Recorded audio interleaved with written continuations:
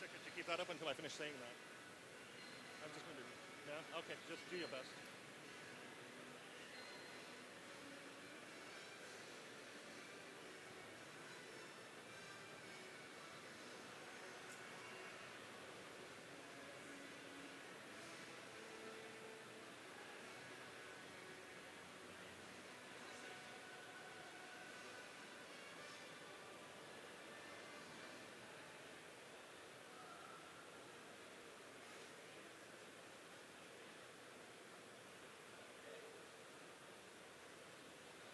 Good afternoon, Blizzcon. The Blizzard Cinematic Starcraft 2 panel will now begin. Clicker. Oh, I don't know. Either. Anybody? Awesome. All right. Does anybody out there have the PowerPoint remote control? Anybody? Hey, Phil. Clicker. Robo clicker. We could just talk, but it wouldn't be very interesting. Wow, there's such an echo on this. Unreal. Hello, hello, hello. BlizzCon. Great acoustics, dude. Sing us a little something. Ooh. Nick. There it comes. Actually, Hey, thank you. Okay. Now we're ready. Welcome, everyone. Well, first of all, welcome to BlizzCon.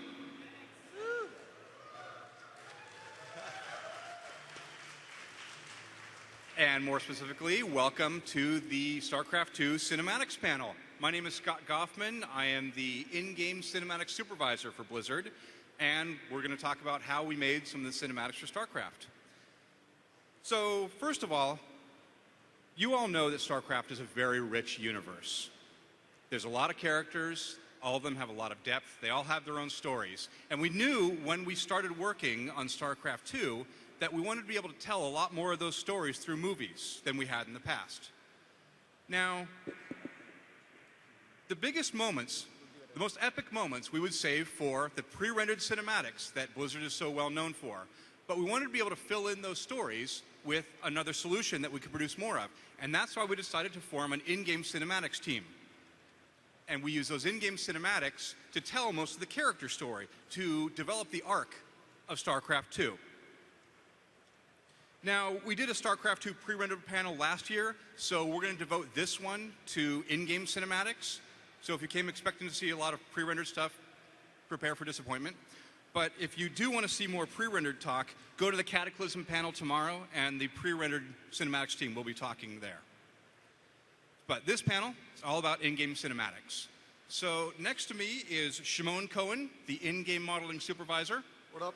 Next to him is James McCoy, the animation supervisor for cinematics. He has fans.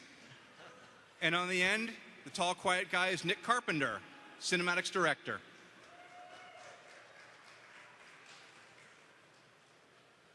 So first of all, what are in-game cinematics? Not everybody's familiar with the term. In a nutshell, they are movies made using the game engine to draw the frames of the movie. We play things back in real time. Those of you who are familiar with Blizzard Cinematics, you're used to seeing our pre-rendered movies because that was everything that we did up until StarCraft 2. What we do, the in-game cinematics team, is very similar, but for pre-rendered, every frame is calculated by computer, takes anywhere from 10 minutes to 10 hours, maybe 10 days in a really bad situation.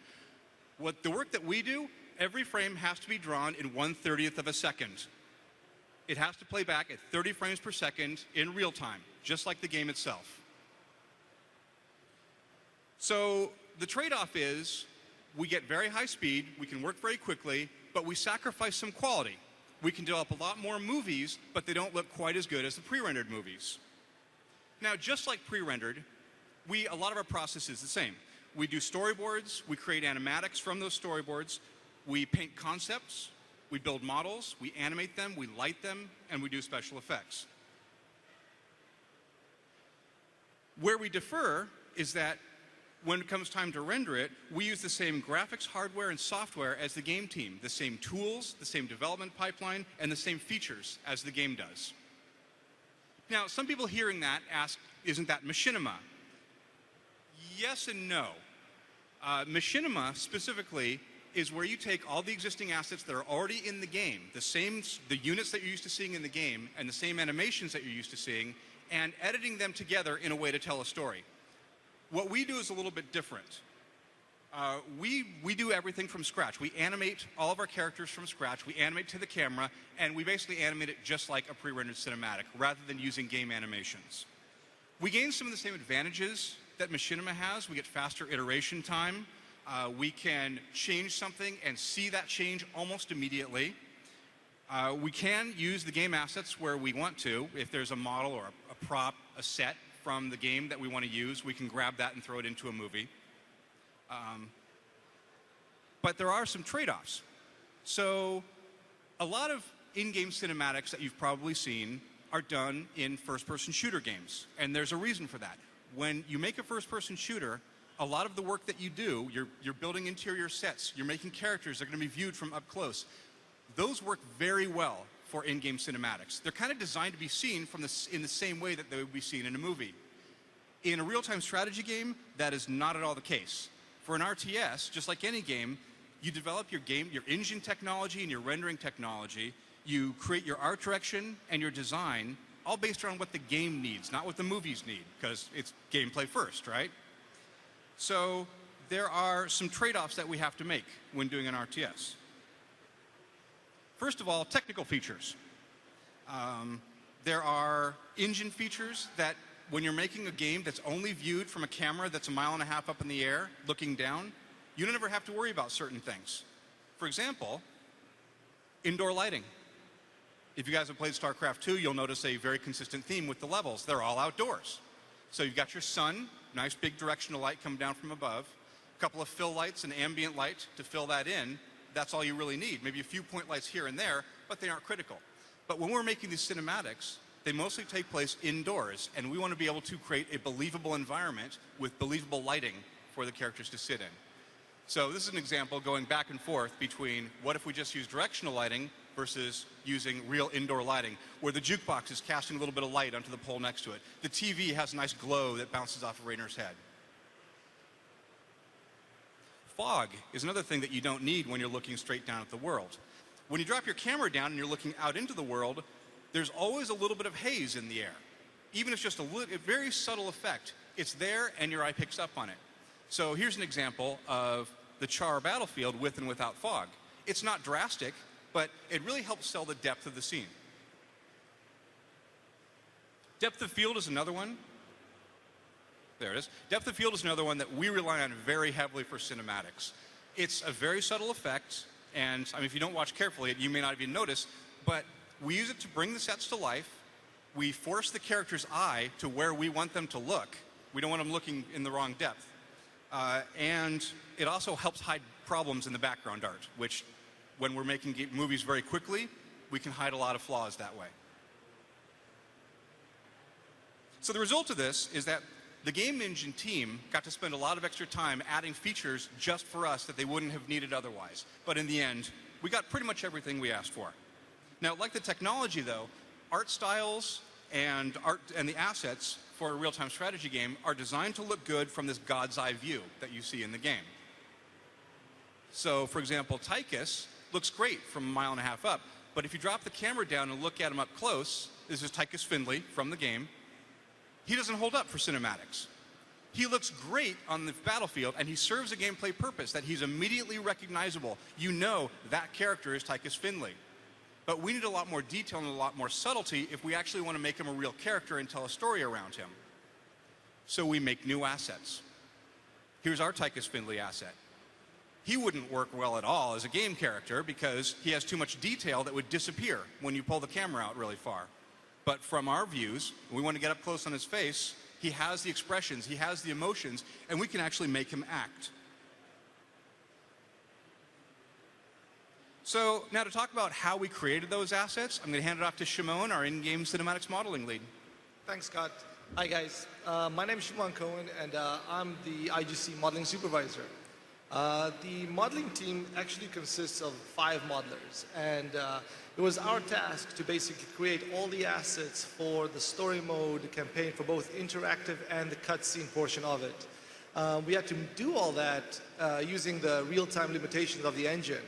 Now, when we started off, pre-render wasn't really known for doing real-time assets. So the first thing we really had to do was kind of figure out how we're going to model all this stuff.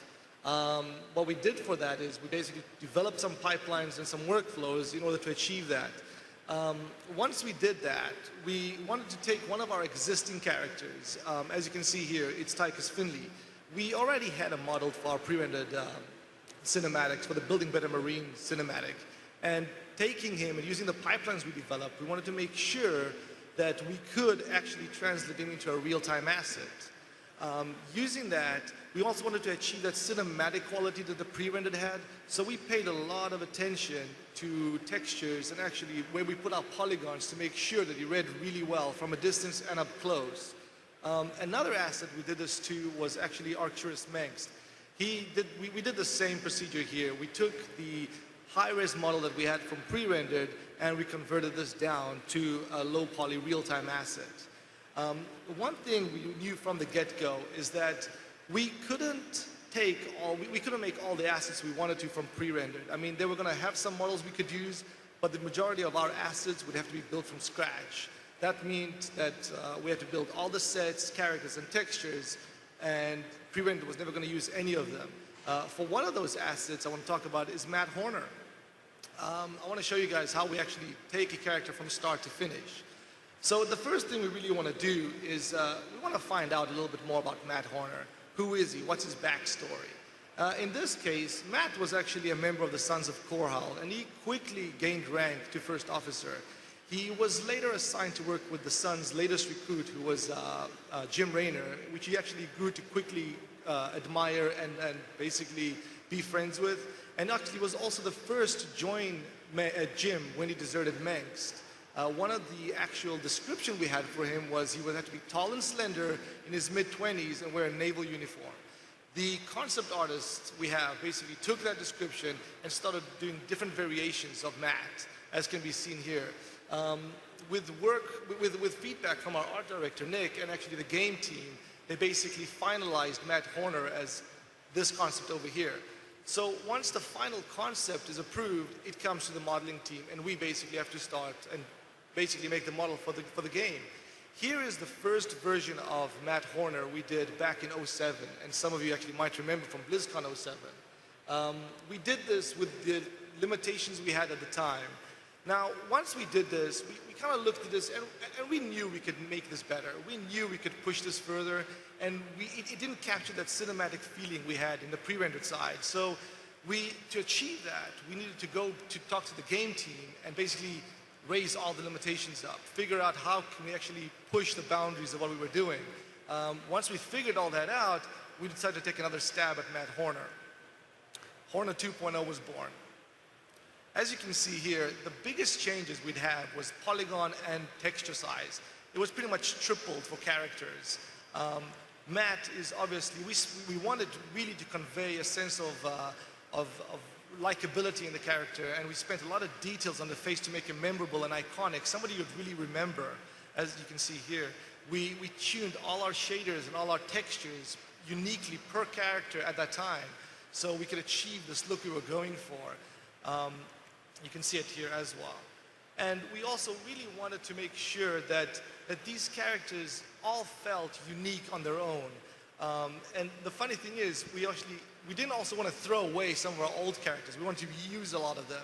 So what did we do with the first one? We basically put a bloodier texture on him, put him in a body bag, and put him on the 5 o'clock news, as you can see here. This was actually on the cinematic for Escape from Marsara on the news. So we like to reuse assets where we can. Now, once we had all of these new pipelines developed and all these ways of basically making our stuff better, we wanted to go ahead and redo everything we already did, and that was a big job. Here you can see the bridge, which we also showed at Blizzcon 2007. We basically applied the same techniques as we did with the Horner, redid everything, and as you can see, here's the final bridge, as you can see in the game.